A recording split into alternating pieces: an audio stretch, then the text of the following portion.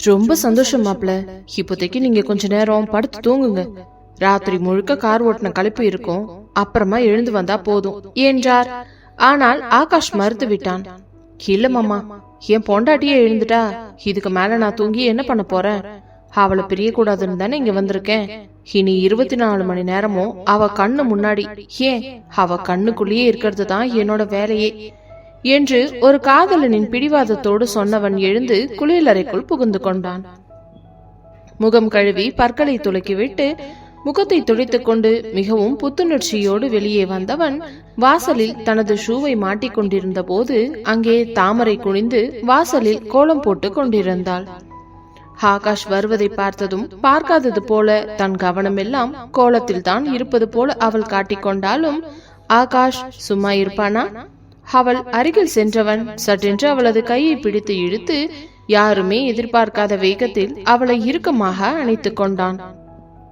அவள் திகைத்து போய் நிமிர்வதற்குள் அவளது மென்மையான கன்னத்தில் ஒரு அழுத்தமான முத்தத்தினை பதித்தவன், ஓகே செல்லம், மாமா அப்படியே ஜாக்கிங் போயிட்டு வந்துடுறேன், சரியா என்று அவளிடமிருந்து எந்த பதிலையும் எதிர்பார்க்காமல் ஒரு சிறுவனை போல துள்ளி குதித்து ஓடத் தொடங்கினான். ஆனால் அவன் கொடுத்த முத்தத்தில் தாமரை அங்கேயே சிலையாக உறைந்து நின்றாள். ஒரு வாரமாக தன் கணவனின் பிரிவில் வாடியவளுக்கு அந்த திடீர் அணைப்பும் கன்னத்தில் பதிந்த அவன் இதழ் முத்தத்தின் சூடும் அவளை அப்படியே நிலைக்குலைய செய்தது. ஒரு நிமிடம் தன்னை மறந்து அந்த முத்தம் பட்ட இடத்தை விரல்களால் வருடி கொடுத்தபடி நின்றிருக்க, அப்போதுதான் அவளுக்கு உரைத்தது தான் இருப்பது வீட்டு வாசல் என்பது.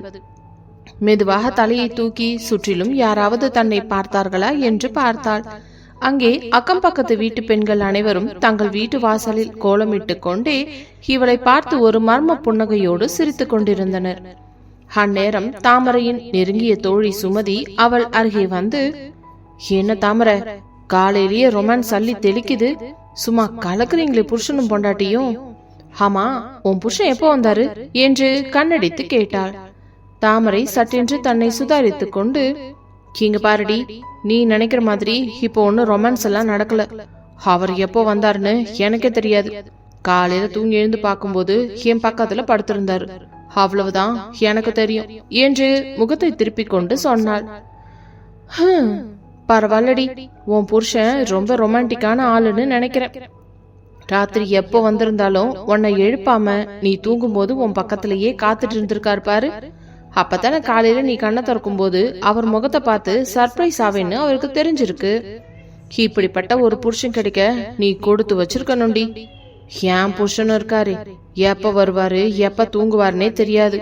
உன் புருஷன் மாதிரி கொஞ்சம் ரொமான்டிக்கா இருந்தா எனக்கும் சந்தோஷமா இருக்கும் என்று பெருமூச்சு விட்டாள் சுமதி.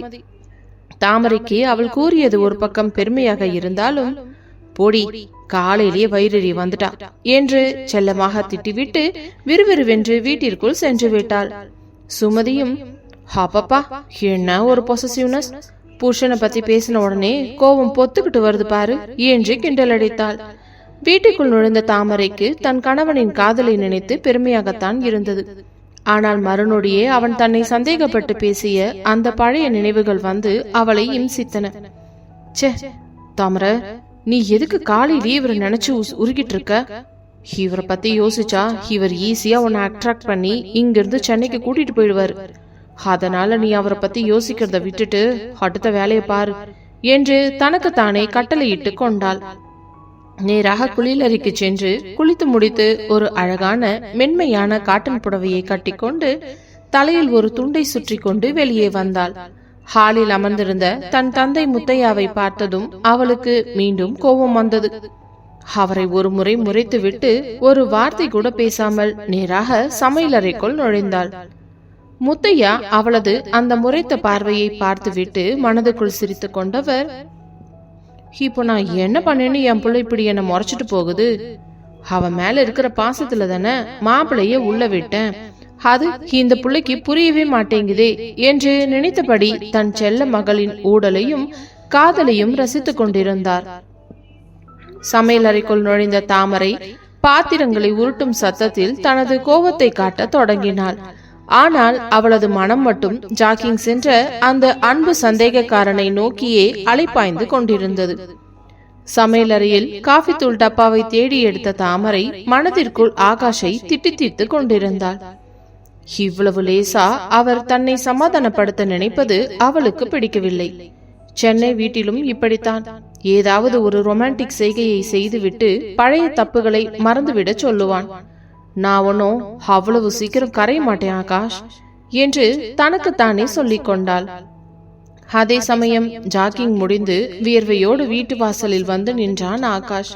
அவன் உள்ளே நுழைந்ததும் சமையலறையில் இருந்து வரும் பாத்திரங்களின் சத்தமும் காஃபி கொதிக்கும் மனமும் அவன் நாசியை துளைக்க தாமரை அங்கிருப்பதை உறுதி செய்து கொண்டவன் மெதுவாக சமையலறை வாசலில் வந்து நின்று கதவில் சாய்ந்து நின்று தன் மனைவியின் முதுகுப்புறத்தை ரசித்து பார்த்து கொண்டிருந்தான். அந்த காட்டன் புடவையில் ஈரத்தலையுடன் அவள் மும்முரமாக காஃபி தயாரித்துக் கொண்டிருந்த விதம் அவனை மீண்டும் அவளை பார்த்து பித்து பிடிக்க வைத்தது.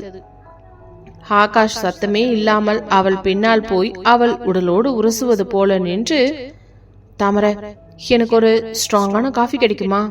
இந்த தாடி வளர்த்த புருஷன் இன்னைக்கு ஜாக்கிங் எல்லாம் முடிச்சிட்டு ரொம்ப டயர்டா இருக்கான் என்று மென்மையான குரலில் கேட்டான். தாமரை சட்டென்று திரும்பி அவனை முறைத்து பார்த்தவள், தாடி வளர்த்த புருஷனா? நீங்க ஏன் தாடி வளர்த்தீங்கன்னு எனக்கு தெரியும். சென்டிமெண்ட் காட்டினா நான் உருகிடுவேன்னு உங்களுக்கு நினைப்பா? போய் வெளியில உட்காருங்க, காஃபிய அங்கேயே கொண்டு வந்து வச்சிடுறேன் என்று அதிகாரமாக கூறினாள். ஆனால் ஆகாஷ் நகர்வதாக தெரியவில்லை. அவன் மேலும் ஒரு அடி முன்வைத்து அவளது கையில் இருந்த கரண்டியை பிடுங்கி அதன் நுனியில் இருந்த காஃபியை நாவால் சுவைத்தவன், சூப்பர், உன் கை காஃபி எப்பவும் வேற லெவல் தாண்டி. ஆனா நீ உன் கையால ஊட்டி விடுற காஃபி இன்னும் ஸ்பெஷலா இருக்குமே என்று அவளது கண்களை நேராக பார்த்து சிரிக்க தாமரை அவனை தள்ளிவிட முயன்றாள். இங்க பாருங்க ஆகாஷ், இது என் அப்பா வீடு. இங்க வந்து உங்க ரொமான்ஸ் எல்லாம் வச்சுக்காதீங்க. தயவு செஞ்சு இப்ப வெளியே போங்க என்று கத்தினாள். அவளது கோபத்தை கண்டு அவன் கொஞ்சம் கூட பயப்படவில்லை. மாறாக அவளது தோளை தட்டி, சரி சரி, கோபப்படாத. நீ இப்படி முறைச்சா எனக்கு இன்னமும் தான் உன் மேல காதல் வருது. நான் வெளியவே போய் உட்கார்ந்துக்கிறேன் என்று கூறிவிட்டு தாடியை தடவிக்கொண்டே அங்கிருந்து நகர முற்பட்டான். அவன் போகும்போது அந்த தாடி அவனது முகத்திற்கு ஒரு முதிர்ச்சியான அழகை தந்திருந்தது.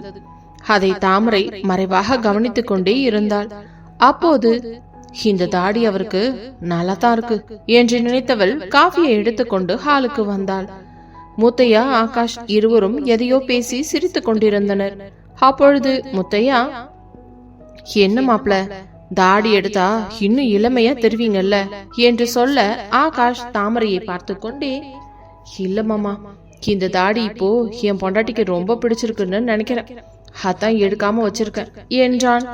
தாமரை காஃபி டம்ளரை மேஜை மீது டம்மென்று வைத்தவள், அப்படியெல்லாம் ஒண்ணு எனக்கு பிடிக்கல, அது உங்களுக்கு ரொம்ப அசிங்கமா தான் இருக்கு, உடனே எடுத்துருங்க என்று கூறினாள். அதை கேட்ட ஆகாஷ் கலகலவென சிரித்தவன், இங்க பாத்தீங்களா மாமா, இவளுக்கு என் தாடி ரொம்ப தான் பிடிச்சிருக்குது, அதனாலதான் இவ்வளோ சீக்கிரம் பொறாமப்பட்டு என்னை எடுக்க சொல்றா என்று அவன் அவளை கிண்டல் செய்ய முத்தையா வாயடைக்காமல் சிரித்து கொண்டிருந்தார். பிறகு முத்தையா, சரி மாப்பிள, காஃபியை குடிங்க.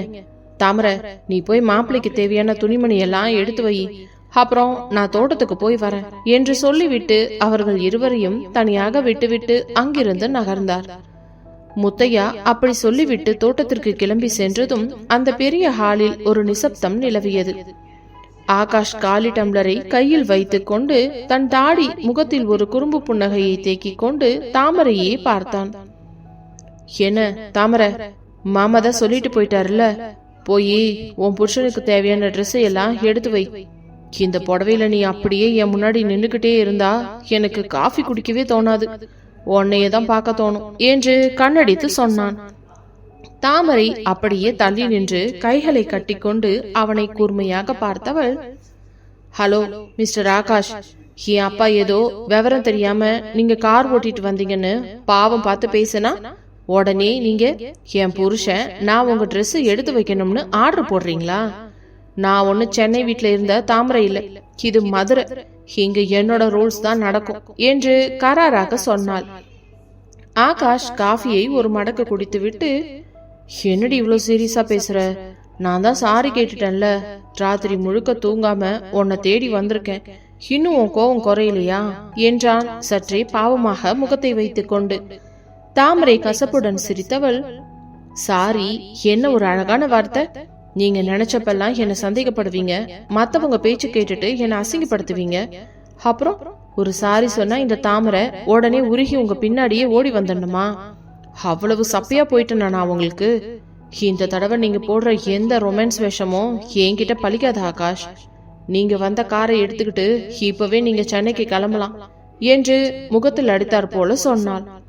ஆகாஷ் டம்ளரை மேஜை மீது வைத்து விட்டு எழுந்தவன், நான்லாம் கிளம்ப மாட்டேன் தாமரை.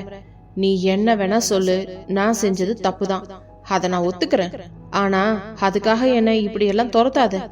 நீ சென்னைக்கு வர்ற வரைக்கும் நான் இந்த ஊரை விட்டு, ஏன் இந்த வீட்டை விட்டு கூட நகர மாட்டேன் என்று அவள் அருகே நெருங்கி வந்தான். அவன் நெருங்கி வந்ததும் அவனது உடம்பில் இருந்த அந்த பரிச்சயமான வாசனை தாமரையை கொஞ்சம் தடுமாற வைத்தது உண்மைதான். இருந்தாலும் தன் மனதை கல்லாக்கி கொண்டவள், ஓஹோ அப்படியா விஷயம், சரி நீங்க இங்கேயே இருங்க. ஆனா என் மனசுக்குள்ள உங்களுக்கு இடம் கிடையாது. எங்க அப்பாவுக்கு வேணா நீங்க மாப்பிள்ளையா இருக்கலாம், ஆனா எனக்கு நீங்க இப்போதைக்கு ஒரு கெஸ்ட், அவ்வளவுதான். புருஷன்ற உரிமையில என்கிட்ட பேசவோ நெருங்கவோ முயற்சி பண்ணாதீங்க. மீறினா அப்புறம் இந்த மதுரக்காரியோட இன்னொரு முகத்தை பாப்பீங்க என்று எச்சரித்து விட்டு அவனது ட்ரெஸ்ஸை எடுப்பதற்காக அல்ல, சமையலறை பாத்திரங்களை கழுவுவதற்காக விறுவிறுவென்று நகர்ந்தாள். போகும் அவளையே பார்த்து புன்னகைத்தவன் அவர்களது அறைக்குள் நுழைந்து கொண்டான். பிறகு ஆகாஷ் நிஜமாகவே விடாப்பிடியாக அந்த கிராமத்து வீட்டிலேயே தங்கிவிட்டான். ஆனால் தாமரை அவனிடம் ஒரு வார்த்தை கூட பேசவில்லை. மதியம் சாப்பாடு பரிமாறும் போது கூட தன் அப்பாவுக்கு மட்டும் தட்டில் சாப்பாடு வைத்துவிட்டு ஆகாஷிற்கு தட்டை எடுத்து டேபிளில் டம் என்று வைத்துவிட்டு போய்விட்டாள். ஆகாஷ் அவளையே உருகி உருகி பார்த்தாலும் அவளோ கண்டு கொள்ளாதே என்று தன் மனதை கட்டுப்படுத்தினாள். சாப்பிட்டு முடித்ததும் கிராமத்து வழக்கப்படி வீட்டு திண்ணையில் வந்து அமர்ந்தான் ஆகாஷ். அவனுக்கு இந்த கிராம சூழல் முற்றிலும் புதிது. எப்போதும் ஏசி அறையிலும் சொகுசு காரிலும் சுற்றியவனுக்கு இந்த வெயிலும் மாடுகளின் சத்தமும் பக்கத்து வீட்டு மனிதர்களின் வெளிப்படையான பேச்சும் ஒரு புது அனுபவத்தை தந்தன. அப்போது அந்த தெருவில் மல்லிகைப்பூ விற்று கொண்டு வந்தாள் மல்லிகா என்ற ஒரு இளம்பெண். அவள் பார்க்க கிராமத்து அழகோடு தலையில் நிறைய பூ வைத்துக் கொண்டு வந்தாள். திண்ணையில் ஒரு அல்ட்ரா மாடர்ன் சிட்டி பையன் தாடியுடன் அமர்ந்திருப்பதை பார்த்ததும் அவளுக்கு ஒரு குறும்பு பிறந்தது. என்ன தம்பி, புதுசா இருக்கீங்க, யார் வீட்டுக்கு வந்திருக்கீங்க என்று இடுப்பில் கையை வைத்துக் கொண்டு கேட்க ஆகாஷ் சிரித்து கொண்டே, நான் இந்த வீட்டு மாப்பிள்ள, தாமரையோட ஹஸ்பண்ட் என்றான் பெருமையாக. ஓ, நம்ம தாமரை அக்காவோட புருஷனா நீங்க? ஆள் பார்க்க சினிமா ஹீரோ மாதிரி லட்சணமா இருக்கீங்க தம்பி. ஆனா என்ன, முகத்துல தாடிதான் ரொம்ப காடா வளர்ந்துருக்கு. நம்ம ஊர்ல எல்லாம் கல்யாணமானா நல்ல சவரம் பண்ணிட்டு பல பலன்னு தான் இருப்பாங்க. சரி, அக்காவுக்கு பூ வாங்கலையா என்று மல்லிகா நக்கலாக கேட்டுக்கொண்டே திண்ணைக்கு மிக அருகில் வந்து நின்றாள். அதே நேரம் உள்ளே இருந்து வாசல் தெளிப்பதற்காக தண்ணீர் பக்கெட்டோடு வந்த தாமரை மல்லிகா ஆகாஷிடம் மிக நெருக்கமாக நின்று சிரித்து பேசி வளைந்து நெளிவதை கவனித்து விட்டாள். அவ்வளவுதான், தாமரையின் நெஞ்சுக்குள் பொறாமை தீ பற்றி கொண்டது. என்னடி இது, நான் இங்க புருஷனை கோவத்துல ஓரங்கட்டி வச்சிருந்தா இவ வந்து இங்க நின்று ரொமான்ஸ் பண்ணிக்கிட்டு இருக்கா, அதுவும் இந்த மனுஷன் வாயை பிளந்துகிட்டு பாக்குறான் பாரு என்று உள்ளுக்குள் ரத்தம் கொதித்தது. தாமரை கையில் இருந்த பக்கெட் தண்ணீரை வாசலில் தெளிப்பதாக நினைத்து கொஞ்சம் வேகமாகவே மல்லிகாவின் காலடியில் படும்படி வீசினாள். ஐயோ அக்கா, என்னக்கா இப்படி தண்ணியை ஊத்துறீங்க, என் சேலையில பட்டுருச்சு பாருங்க என்று மல்லிகா கத்தினாள். தாமரை இடுப்பில் கையை வைத்துக் கொண்டு முன்னால் வந்தவள், கே மல்லிகா, உனக்கு இங்க என்ன வேலை? ஊர் முழுக்க பூ வித்துட்டு போக வேண்டியது தானே. இங்க திண்ணையில உட்காந்துட்டு இருக்கிறவங்க கிட்ட என்ன பேச்சு வேண்டி கிடக்கு? அவங்களுக்கு பூவும் வேணாம், ஒரு மண்ணும் வேணாம். முதல்ல நீ இந்த இடத்த காலி பண்ணடி என்று மதுரைக்காரிக்கே உரிய பாணியில் அதட்டினான். மல்லிகா பயந்து போய், என்னக்கா கோவப்படுறீங்க? நான் உங்க புருஷன்கிட்ட சும்மா தான் பேசிட்டு இருந்தேன், வேற ஒன்னும் இல்ல, நான் வரேன் என்று சொல்லிவிட்டு அங்கிருந்து ஓட்டம் பிடித்தாள். ஆகாஷ் திண்ணையில் அமர்ந்து இதையெல்லாம் பார்த்து கொண்டிருந்தவனுக்கு உள்ளுக்குள் சிரிப்பை அடக்க முடியாமல் தவித்தான். தாமரை அவனை திரும்பி பார்த்து முறைத்தவள், என்ன உங்களுக்கு சிரிப்பு வேண்டி கிடக்கு? ஊர்ல இருக்கிற எவ வந்தாலும் இப்படிதான் இழிச்சுக்கிட்டு பேசுவீங்களோ? உங்க சென்னை புத்திய இங்க காட்டுறீங்களா? ஒழுங்கு மரியாதையா உள்ள போய் உட்காருங்க, இல்லனா அவ்வளவுதான் என்று கத்தினாள். உடனே ஆகாஷ் மெதுவாக எழுந்து அவள் அருகே வந்து குரலை தாழ்த்தி, என்ன தாமரை, உன் புருஷன் மத்த பொண்ணுங்க கிட்ட பேசுனா உனக்கு இவ்ளோ பொறாம வருதா? அப்போ உன் மனசுக்குள்ள இன்னும் என் மேல இருக்கிற காதல் அப்படியே தான் இருக்குது இல்ல என்று குறும்புடன் அவளது காதோரம் கிசுகிசுத்தான். காதலாவது கத்திரிக்காயாவது எனக்கெல்லாம் ஒன்னும் பொறாமையெல்லாம் இல்ல. என் வீட்டு வாசல்ல நின்னு எவளும் வம்பிழுக்க கூடாது, அவ்வளவுதான் என்று பொய்வாதம் பேசிவிட்டு உள்ளே ஓடினாள். ஆனால் அவளது முகம் பொறாமையிலும் வெட்கத்திலும் சிவந்திருந்ததை ஆகாஷ் நன்றாக பார்த்து விட்டான். உள்ளே ஓடிய தாமரை சமையலறை சுவையில் சாய்ந்து கொண்டு தன் நெஞ்சில் கை வைத்துக் கொண்டவளது இதயம் படபடவென்று அடித்துக் கொண்டது. என்னடி தாமரை, உனக்கு இவ்ளோ பொறாம வருது? அவர் பண்ண தப்புக்கு இன்னும் நல்ல ஆளைய விடணும்னு முடிவு பண்ணிட்டு அந்த மல்லிகா பேசின உடனே இப்படி பதறியே என்று தனக்குத்தானே கடிந்து கொண்டாள். ஆனால் ஆகாஷ் அவளது காதோரம் வந்து பேசிய அந்த சூடான மூச்சு காற்றும் அவனது குறும்பு பார்வையும் அவளது உடம்பிற்குள் ஒரு புதிய சிலிர்ப்பை ஏற்படுத்தி இருந்தது உண்மைதான். மறுபுறம் மீண்டும் திண்ணையில் அமர்ந்திருந்த ஆகாஷுக்கு இப்பொழுதுதான் ஒரு புதிய தெம்பு வந்தது. ஆஹா, மதுரக்காரிக்கு நம்ம மேல இருக்கிற பாசம் இன்னும் குறையில போலையே. இன்னும் கொஞ்சம் வம்பு வளர்த்தா அவளே நேரா நம்ம கிட்ட இறங்கி வந்துடுவா என்பது போல தன் மனதுக்குள் கணக்கு போட்டான். மாலை 5 மணி இருக்கும். கிராமத்து மதிய தூக்கம் முடிந்து தெருவில் ஆண்கள் அனைவரும் பஞ்சாயத்து திண்ணையிலும் அரசமரத்தடியிலும் கூட தொடங்கினர். முத்தையா தோட்ட வேலைகளை முடித்துவிட்டு வீட்டுக்கு திரும்பிய போது ஆகாஷ் இன்னும் திண்ணையிலேயே அமர்ந்திருப்பதை பார்த்தவர், என்ன மாப்ள அப்படியே உட்கார்ந்துட்டு இருக்கீங்க? உங்களுக்கு ரொம்ப போர் அடிக்குமே, வாங்க அப்படியே நம்ம ஊர் டீ கடை வரைக்கும் போயிட்டு வரலாம். நம்ம ஊர் ஆளுங்களுக்கெல்லாம் உங்களை அறிமுகப்படுத்தியும் வைக்கிறேன் என்று முத்தையா அழைக்க ஆகாஷும், சரிங்க மாமா, எனக்கும் கொஞ்சம் வெளியில போயிட்டு வந்தா ரிலாக்ஸா தான் இருக்கும் என்று சொல்லிவிட்டு வேட்டியை சற்றே மடித்து கட்டிக்கொண்டு அவருடன் கிளம்பினான். அவர்கள் தெருவில் நடந்து போகும்போது தாமரை ஜன்னல் வழியாக பார்த்தவள், ஐயோ, இந்த மனுஷன் எங்க கிளம்புறாரு இந்த நேரத்துல, அதுவும் அப்பா கூட. இந்த ஊர் வாய்க்கு பயந்து தான் நானே வெளியே எங்கேயுமே போகல, அமைதியா வீட்டுக்குள்ளேயே இருக்கேன்.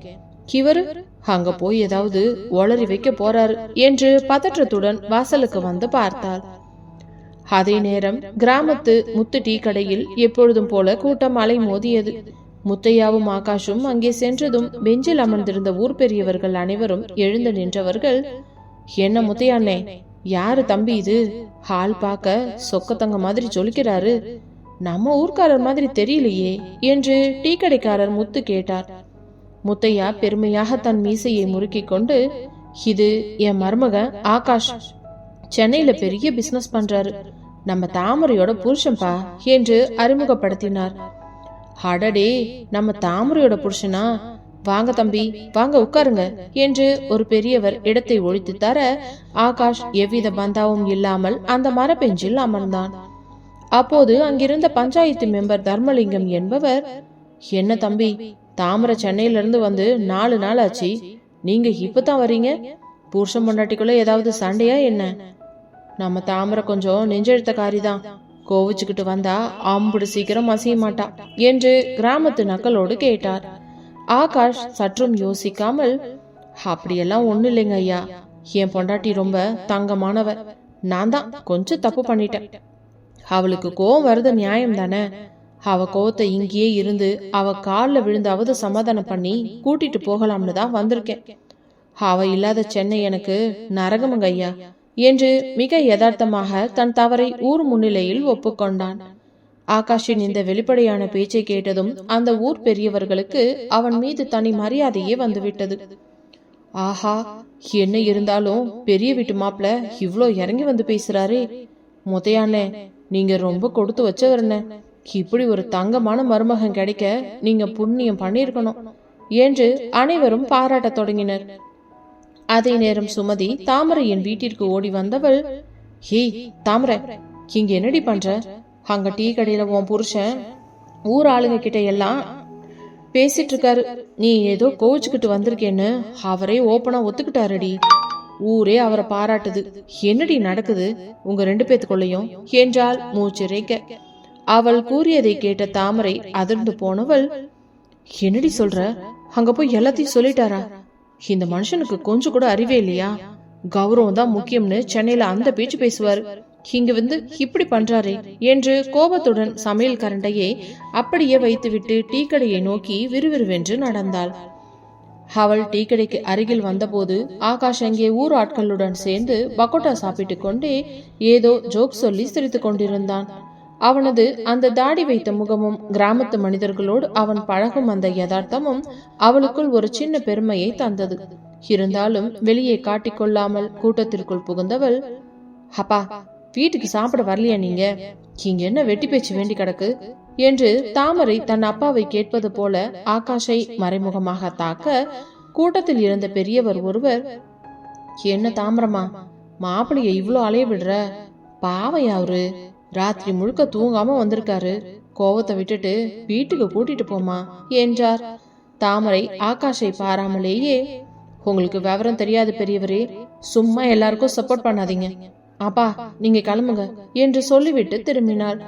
ஆகாஷ் உடனே எழுந்து, ஆமா மாமா, தாமரை சொல்றது சரிதான், அவளுக்கு கோபம் குறையிற வரைக்கும் நான் இப்படித்தான் இருப்பேன், வாங்க நம்ம வீட்டுக்கு போகலாம் என்று அவளுக்கு பின்னாடியே ஓடி வந்தான்.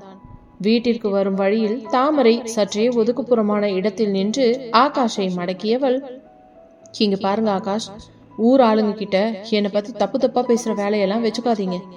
நீங்க என்னதான் அனுதாபம் தேடினாலும் இந்த தாமரை அம்புட்டு சீக்கிரம் சென்னைக்கு வரமாட்டா என்று விரலை நீட்டி எச்சரித்தாள். ஆகாஷ் அவளது எச்சரிக்கையை பொருட்படுத்தாமல் அவளது விரலை பிடித்து லேசாக அமுக்கியவன், நான் அனுதாபம் தேடல தாமரை, என் காதலை தேடி வந்திருக்கேன். நீ எவ்வளோ நாள் வேணாலும் என் அலைய விடு. இந்த கிராமத்து மாப்பிளையா உன்னை எப்படி எல்லாம் கரெக்ட் பண்றேன்னு மட்டும் வெயிட் பண்ணி பாரு என்று சவால் விட்டான். தாமரை தன் கையை அவனிடமிருந்து வேகமாய் இழுத்து கொண்டு, பார்க்கலாம் உங்க சென்னை சொகுசு இந்த கிராமத்து வெயிலுக்கும் கொசுவுக்கும் எத்தனை நாள் தாங்குதுன்னு நானும் பாக்குறேன் என்று சொல்லிவிட்டு விறுவிறுவென்று வீட்டுக்குள் நுழைந்து கதவை சாத்தினாள். ஆகாஷ் திண்ணையில் அமர்ந்து வானத்தை பார்த்து சிரித்து, கொசுவா, அந்த கொசு என்ன கடிக்கிறது கூட உன் சண்டைக்கு முன்னாடி ஜுஜுபிடி தாமரை என்று நினைத்து கொண்டான். தாமரை உள்ளே சென்று கதவை சாத்தியதும் ஆகாஷ் திண்ணையிலேயே அமர்ந்து அன்றைய இரவை கழிக்க தயாரானான். சென்னை மாளிகையின் பஞ்சுமெத்தையும் ஏசி குளிரும் பழகிய அவனது உடம்பிற்கு இந்த திண்ணையின் சிமெண்ட் தரையும் மதுரை உக்கிரமான புழுக்கமும் ஒரு புதிய சவாலாகத்தான் இருந்தன.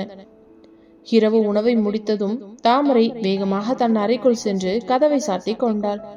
ஆகாஷும் கதவை திறப்பதற்கு முயற்சி செய்ய, ஆனால் உள்பக்கம் தாழ்பால் போட்டிருப்பது தெரிந்ததும், என்னடி என் ஸ்வீட் பொண்டாட்டி, எனக்கு முன்னாடி உள்ள போய் கதவை லாக் பண்ணி படுத்துட்டா நான் கோச்சுக்கிட்டு இங்கிருந்து கிளம்பிடுவேன்னு நினைச்சியா? நீ என்ன பண்ணாலும் சரி, இந்த இடத்த விட்டு நான் ஹிம்மி அளவு கூட நகர மாட்டேன். இப்போ என்ன தூங்கறதுக்கு இடமா இல்ல, வெளியில போய் திண்ணையில படுத்து இயற்கை காத்தா வாங்க போறேன், அவ்வளவுதானே என்றவன் வெளியில் சென்று தலைக்கு கையை கொடுத்து கொண்டு உடலை குறுக்கி படுத்து விட்டான். இரவு 11 மணி இருக்கும். கிராமத்தில் உள்ள வீதிகள் அனைத்தும் அடங்கி நிசப்தம் சூழ்ந்திருந்தது. தூரத்து தெருக்களில் நாய்கள் குறைக்கும் சத்தமும் காதுகளுக்கு அருகில் ரீங்காரமிடும் கொசுக்களின் சத்தமும் மட்டுமே கேட்டன. ஆகாஷ் தன் கைகளால் கொசுக்களை அடித்துக் கொண்டே தூக்கம் வராமல் தவித்துக் கொண்டிருந்தான். அவனது சொகுசு வாழ்க்கைக்கும் இந்த யதார்த்த வாழ்க்கைக்கும் இடையே இருந்த இடைவெளியை அவன் இப்பொழுதுதான் உணர்ந்தான். ஆனால் உள்ளே இருக்கும் தன் மனைவியின் அன்புக்காக இதைவிட பெரிய நரகத்தையும் தாங்கிக் கொள்ள அவன் தயாராக இருந்தான். அதே நேரம் அறைக்குள் கட்டிலில் படுத்திருந்த தாமரைக்கு தூக்கமே வரவில்லை. அவள் புரண்டு புரண்டு படுத்துக் கொண்டிருந்தாள். இந்த மனுஷன் நிஜமாவே திண்ணையில தான் படுத்திருக்காரா? வெளியில எவ்வளவு கொசு இருக்கும். சென்னையில ஏசி இல்லாம ஒரு நிமிஷம் கூட இருக்க மாட்டாரே, இங்கு வந்து இப்படி பிடிவாதம் பிடிக்கணுமா என்று அவளது உள்மனம் தவித்தது. பொறுக்க முடியாமல் நள்ளிரவு 1 மணி அளவில் மெதுவாக எழுந்து சத்தம் வராமல் கதவை திறந்து வாசலுக்கு வந்தாள். நிலவொளியில் ஆகாஷ் திண்ணையில் சுருண்டு படுத்து கிடந்தான். கொசுக்கள் கடிக்காமல் இருக்க தன் கைகளை கட்டிக்கொண்டு பனிக்காற்றில் லேசாக நடுங்கிக் கொண்டிருந்தான். அவனது அந்த தாடி வைத்த முகம் பனிப்பொழிவில் சற்றே வாடி போயிருந்தது. அதை பார்த்ததும் தாமரையின் நெஞ்சு அப்படியே உருகிவிட கண்கள் கலங்கின. அவன் அருகே சென்று நின்றவள், ஏன் ஆகாஷ் இப்படி பண்றீங்க? உள்ள வந்து படுக்க வேண்டியது தானே, உங்களுக்கு அவ்வளவு திமிரா என்று மனதுக்குள் நினைத்தவள் வேகமாக உள்ளே சென்று ஒரு போர்வையையும் கொசுவத்தியையும் எடுத்துக்கொண்டு வந்தவள் மெதுவாக அவன் அருகில் சென்று அவன் மீது போர்வையை போர்த்தினாள். பின்னர் கொசுவத்தியை பற்ற வைத்து அவன் தலைமாட்டிற்கு சற்று தள்ளி வைத்தாள். அவள் போர்வையை போர்த்தும் போது அவளது கை தவறி ஆகாஷின் கன்னத்தில் லேசாக பட்டது, அவ்வளவுதான். தூங்குவது போல நடித்துக் கொண்டிருந்த ஆகாஷ் சட்டென்று தாமரையின் கையை இறுக்கமாக பற்றி கொண்டான். அதில் தாமரை திடுக்கிட்டு தன் கையை இழுக்க முயன்றாள். ஆகாஷ், கையை விடுங்க, நீங்க இன்னும் தூங்கலையா என்று பதற்றத்துடன் கேட்டாள். அப்பொழுது ஆகாஷ் மெதுவாக கண்விழித்து பார்த்தான். அவனது கண்களில் ஒரு பொட்டு தூக்கம் இல்லை, மாறாக தன் மனைவி தன் மீது காட்டும் அக்கறையின் மீதான பேரானந்தம் மட்டுமே இருந்தது. என் பொண்டாட்டி எனக்கு போர்வையும் போத்தி கொசுவத்தையும் வைக்கும்போது எனக்கு எப்படி தூக்கம் வரும் தாமரை?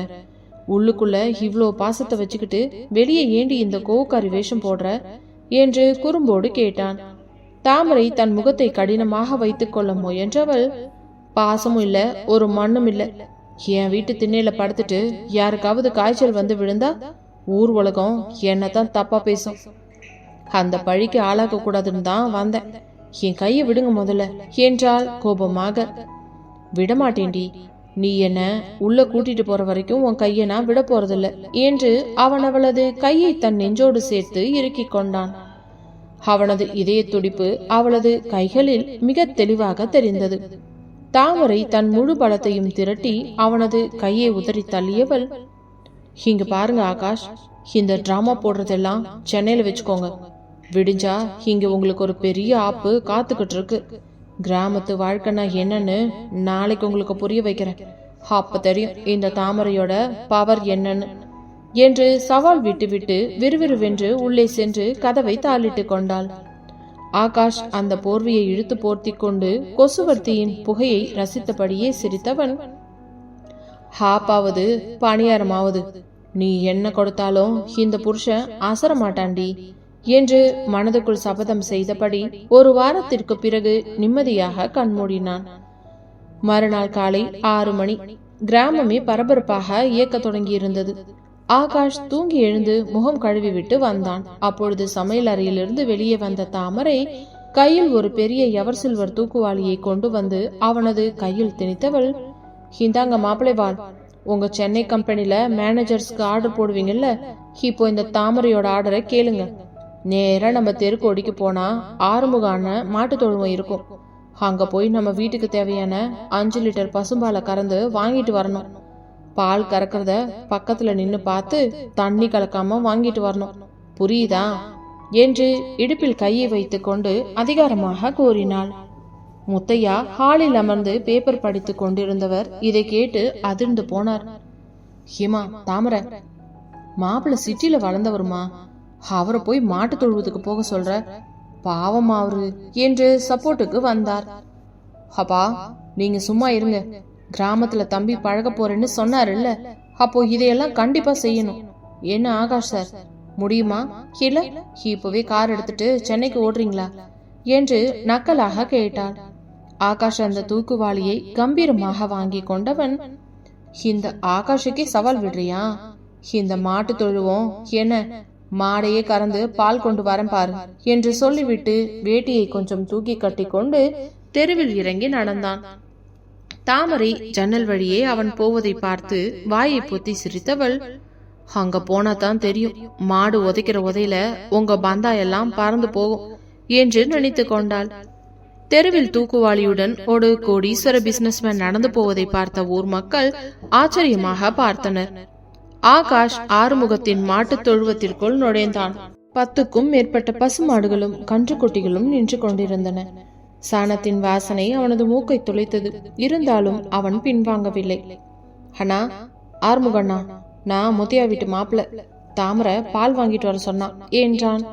ஆறுமுகம் சிரித்து கொண்டே, வாங்க மாப்பிள்ள வாங்க, அதோ அந்த வெள்ளை பசு மாட்டுல பாலை கறந்துக்கோங்க, ரொம்ப சாதுவான மாடுதான் என்று ஒரு வாளியை கொடுத்தார். ஆகாஷ் மாட்டின் அருகே சென்று அந்த சிறிய மரஸ்டூலில் அமர்ந்தான். மாட்டின் மடியை தொடுவதற்கு அவன் கையை நீட்டிய போது அந்த மாடு தன் வாளை எடுத்து டப்பென்று ஆகாஷின் முகத்தில் ஒரு போடு போட்டது. அவனது தாடி முகத்தில் மாட்டின் வாலடி பலமாக விடவும் ஐயோ என்று ஆகாஷ் பின்னால் பொத்தென்று விழுந்தான். சுற்றியிருந்த மாட்டுத் தொழுவ ஆட்கள் அனைவரும் அவனை பார்த்து கலகலவென சிரித்தனர். ஆனாலும் ஆகாஷ் அதற்கெல்லாம் அசரவே இல்லை. என்னைவா அடிக்கிற, இருடி, உன்னை எப்படி மடக்க போறன்னு பாரு என்று மாட்டின் முகத்தை பார்த்து பேசத் தொடங்கினான். ஹேய் மாடை, உனக்கு எனக்கும் எந்த பகையும் இல்ல. உள்ள ஒரு மதுரக்காரி கோவிச்சுக்கிட்டு உட்கார்ந்துட்டு இருக்கா. நான் பால் கொண்டு போகலன்னா என்னை வீட்டை விட்டே துரத்திட்டு வா. பிளீஸ் கொஞ்சம் கோஆபரேட் பண்ணு செல்லம் என்று மாட்டிடம் டீல் பேசினான். என்ன ஆச்சரியமோ தெரியவில்லை, அந்த மாடு அமைதியாக நின்றது. ஆகாஷ் மெதுவாக பால் கறக்க முயற்சி செய்தான். ஆரம்பத்தில் வராவிட்டாலும் ஆறுமுகத்தின் உதவியோடு ஒரு வழியாக வாளி நிறைய பாலை கறந்து தன் தூக்குவாளியில் ஊற்றிக்கொண்டான்.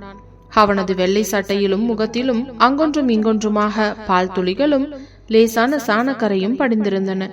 அந்த பால்வாளியுடன் ஒரு போர்க்களத்தில் வென்ற வீரன் போல கம்பீரமாக தாமரையின் வீட்டிற்குள் நுழைந்தான் ஆகாஷ். இதோ நீ கேட்ட 5 லிட்டர் பியோர் பசும்பால், தண்ணி ஒரு சுட்டு கூட இல்ல, உன் புருஷனோட உழைப்பு இது என்று வாளியை மேஜை மீது வைத்தான். தாமரை முதலில் அவனது கோவலத்தை தான் பார்த்தாள். முகத்தில் மாட்டின் வாலடிப்பட்ட தழும்பும் சட்டையில் இருந்த கரையும் அவளது மனதை தவிக்க வைத்தாலும் வெளியே சிரிப்பை அடக்கிக் கொண்டு, பரவாயில்லையே பாஸ், பாஸ் மார்க் வாங்கிட்டீங்க. ஆனா இதோட முடியல மாப்பிள்ளை வாழ், மத்தியானம் உங்களுக்கு இன்னொரு டாஸ்கும் இருக்கு என்றால் வில்லத்தனமான புன்னகையோடு. ஆகாஷ் தன் தாடியை தடவிக்கொண்டே, எத்தனை டாஸ்க் வேணாலும் வைடி, இந்த ஆகாஷ் எல்லாத்தையுமே செஞ்சு ஜெயிப்ப என்று சவால் விட்டான்.